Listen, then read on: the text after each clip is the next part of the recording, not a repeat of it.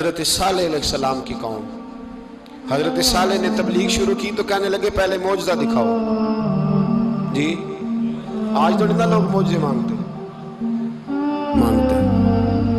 آج بھی لوگ کرامتے اور معجزے، اللہ معاف کرے، جو چیزیں معجزہ تو ہو نہیں نہ سکتا، لیکن آج بھی لوگ، آپ یقین کریں، کہتے ہیں یہ بڑی نمازیں پڑھتا ہے تو پھر بخشا کیوں نہیں گیا، پھر کیوں نہیں منو سلوا کیوں نہیں اترا اس پر، پھر میں بھی اسی طرح ہی ہوں، کیا اس کے اندر خوبی آ گئی؟ مولوی بھی ویسے ہی ہے، صوفی بھی ویسے ہی ہے، لوگ مانگ نہیں رہے، لوگ دلیلیں مانگ نہیں رہے، ابھی بھی لوگ بحث نہیں کرتے.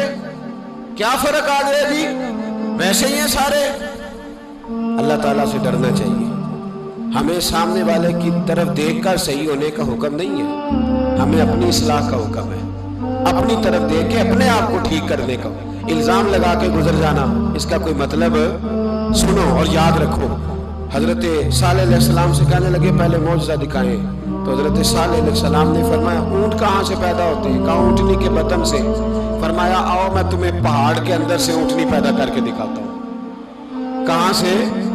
پہاڑ کے اندر سے. حضرت نوح ساتھ لے کے گئے تو پہاڑ کے اندر سے اونٹنی نکلی، اور اونٹنی بھی گابن تھی، اس کے پیٹ میں بچہ، اور اونٹنی اتنا دودھ دیتی تھی کہ ساری بستی دودھ پی جاتی تھی، پھر بھی دودھ بچ جایا کرتا تھا.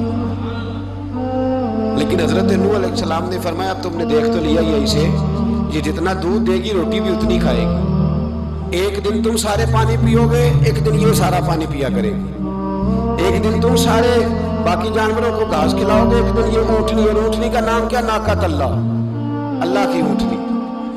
کس کی اونٹنی؟ نام کیا ہے؟ اللہ کی. یہ اللہ کی اونٹنی ہے. تو حضرت نوح علیہ السلام کی اونٹنی. فرمایا اس کی بے ادبی نہ کرنا.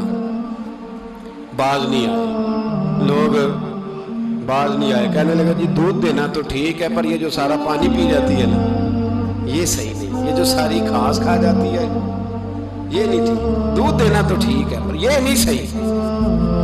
آپ نے فرمایا اسے کچھ نہ کہنا، اللہ کی اونٹنی ہے. میں کہا کرتا ہوں ان لوگوں نے ناقۃ اللہ کی بے ادبی کی.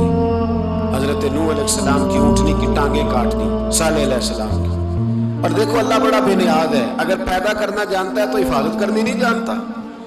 لیکن رب کریم نے فرمایا نہ کرنا. انہوں نے ان کے پیر کاٹ دیے، کانوں پہ چھریاں لگائیں. اونٹنی جب مر گئی، اونٹنی اللہ تبارک و تعالیٰ کی وہ اونٹنی جب مر گئی تو حضرت صالح علیہ السلام کی قوم پر رب کریم نے زلزلہ بھیجا.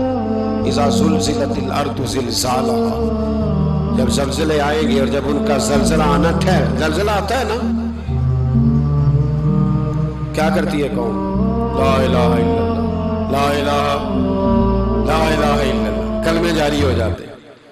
بلکہ ایک دفعہ ایسا بھی ہوا کہ مسجدوں میں اعلان ہونے لگے زلزلہ آ رہا ہے. جو فجر کے لیے نہیں اٹھے زلزلے کے لیے وہ بھی اٹھ گئے. جن کا دعویٰ ہے نا میری سویرے آنکھ نہیں کھلتی، ان کی لگی نہیں کتنے گھنٹے، بعد میں بھی نہیں لگی. ٹی وی پہ اعلان ہوتے رہے کوئی نہیں آ رہا، سو جاؤ چپ کر کے. لیکن آنکھ لگی. موت سے تو ڈرتا ہے، اللہ سے ڈرتا ہی نہیں. موت کا خوف ہے، رب کا نہیں. زلزلہ آیا، ساری قوم تباہ ہو گئی. بتاؤ اگر ناقۃ اللہ کی گستاخی ہو تو اللہ ناراض ہو جاتا ہے، اور اگر اولیاء اللہ کی ہو، اگر اولیاء اللہ کی ہو تو رب ناراض نہیں ہوتا. شرم نہیں آتی لوگوں کو داتا صاحب کی بے ادبی کرتے، شرم نہیں آتی لوگوں کو غوث اعظم کی گستاخی کرتے، حیا نہیں آتی جنہوں نے دین پھیلایا ان کی بے ادبی. میں درد سے کہتا ہوں، رو کے کہتا ہوں، اور اگر کلیجہ پھٹ سکے تو میں دکھاؤں زخم کتنے. ایک حج کے موقع پر ایک بابا جی، اس سال 4,80,000 روپے کا پرائیویٹ حج تھا، اور بابا جی کی کیفیت کمزور تھی، بیچارے بیمار تھے. اس کے باوجود وہ گئے.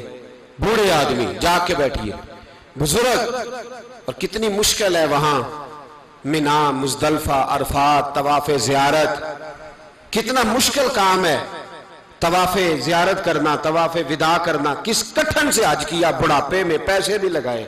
اور جب وہ روضہ رسول پہ گئے صلی اللہ ہو، اور انہوں نے جا کے نبی پاک صلی اللہ علیہ وسلم کے روزے کی طرف منہ کر کے درود شریف پڑھا تو ایک ملا نے اٹھ کے کہہ دیا تو مشرک ہے. تو میری روح کانپی. میں نے کہا تجھے شرم نہیں آئی، حیا نہیں آئی؟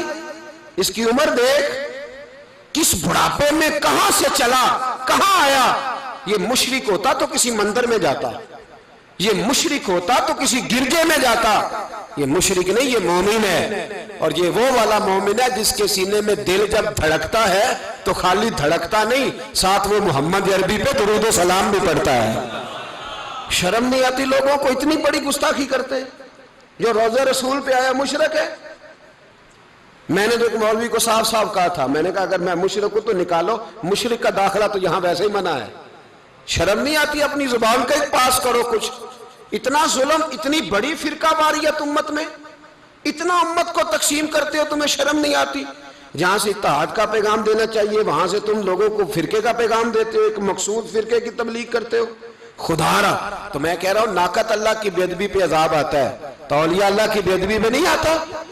داتا صاحب ساری دن کی تبلیغ کرتے رہے، ایک آدمی نے اٹھ کے کہہ دیا جناب وہ تو شرک کا اڈا ہے، تو رب کریم ناراض نہیں ہوتا ان باتوں سے؟